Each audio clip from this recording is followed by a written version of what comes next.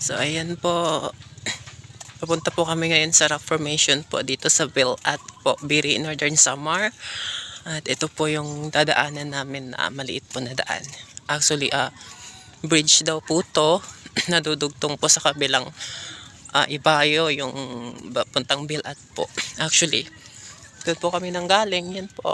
Diyan po yung mga resorts, mga hotels po.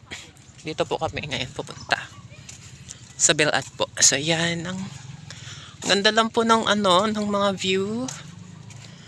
At kung mapapansin nyo po, wala masyadong mga tao or turista ngayon. Kahapon po nagpunta sila dito. So, papasok na kami.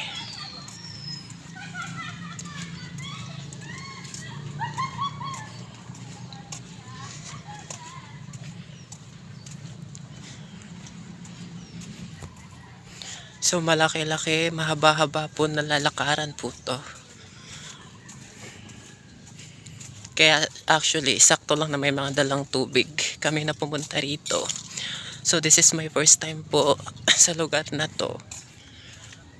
At sobrang linaw po ng tubig niya. Tubig dagat po siya.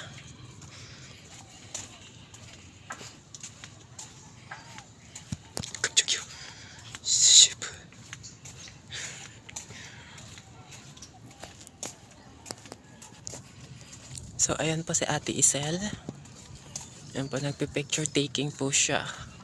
Ayan na po yung yung tinatawag po nilang rock formations po.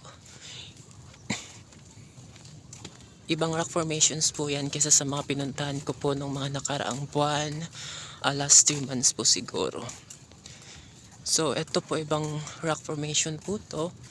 At iba rin po itong dinaanan po. So kumbaga, first time ko po talaga sa place na to. So ayan mga katrops, malapit na po tayo. Pero ayun nga, medyo uhaw na, kaya dapat lang talaga na may baon kang water dito. At kapag kung ikaw mag-isa lang naglalakad, you need to listen to music para hindi ka mainip. So medyo malibang-libang ka.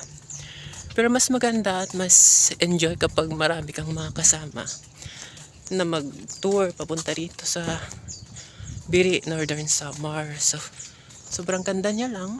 Look. Ayan siya. Lalo na yung sunset. Ayan po. So actually hapon na kami dito. Kanina pa kami nag-aabang ng masasakyan kasi mahirap. Kasi yung papunta rito medyo mahal din ang pamasahe. So malapit na po tayo sa rock formations po dito sa Bilat. Sorry. So ayun na po yung isang bato kung makikita. Mapapansin nyo po. Ayun na po siya. Tsaka ito po medyo malapit-lapit. At yung iba po nandoon. So ito na po tayo. Malapit na po tayo mga katrops.